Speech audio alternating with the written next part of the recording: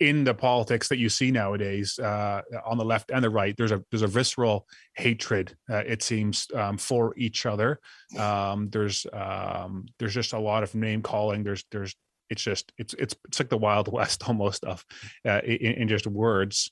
And then of course we both know that Scripture talks about loving your enemies, praying for those that persecute you. How do you take being in politics and being in that world, and having to engage and defend yourself, but on the flip side still doing it with loving your neighbor, and dealing with the enemies in a Christian way? Yeah. Well, it's a great question. I think it's kind of the dichotomy of the two. As a family, believe me, the last thing, Kyle, we needed in the world was to get into politics. We needed politics like a hole in the head. We live great lives, get to enjoy ourselves. We have some of the best properties in the world. We're really good at what we do, meaning the real estate world. And then one day we all sat there and said, my father goes, listen, kids, I want to hop into this. Let's do this. We didn't know a damn thing about politics. We didn't know about yes, Republicans, Democrats, et cetera, but we didn't know the system. We didn't know the players in the system. We didn't know the evilness of the system. And by the way, it's not just the United States, it's around the world. And politics is a nasty, nasty game. So I think you're right. You go into it for all the right reasons. Listen, we're fortunate. We can make decisions.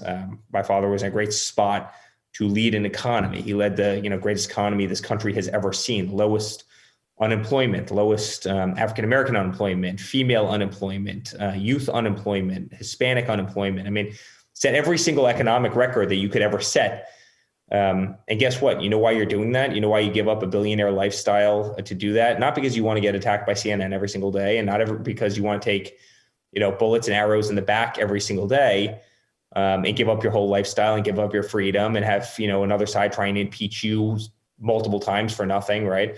You do that because you want to make a real difference in the world. Believe me, life is a lot better outside, the political sphere. So you go into it with that intent. And that's what you try and do. At the same time, it's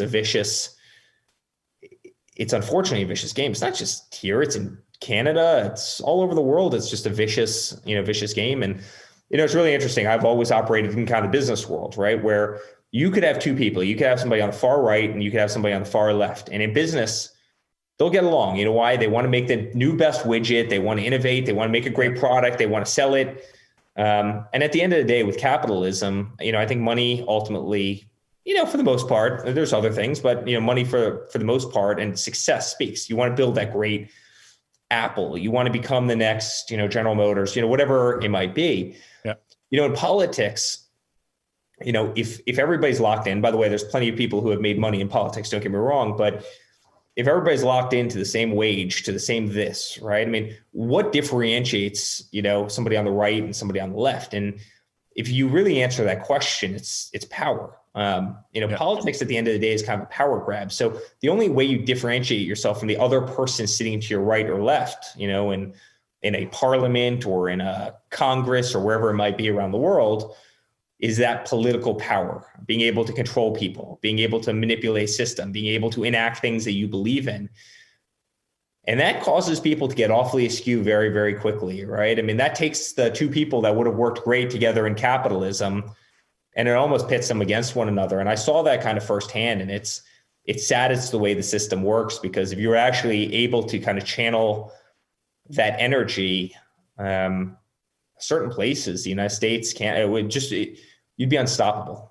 You'd be unstoppable. And, the sad thing for kind of, the Western world, you look at the adversaries that we both share, you being Canadian, me being, guy from the US, there's a lot of countries around the world that don't have our best interest at heart. China is one of them. You have to be honest about it. Anybody who's not honest about it is, they're stealing intellectual property every single day. They're manipulating currencies. They want to become the world language. I mean, they have a business plan to, effectively be the superpower in, effectively 2035.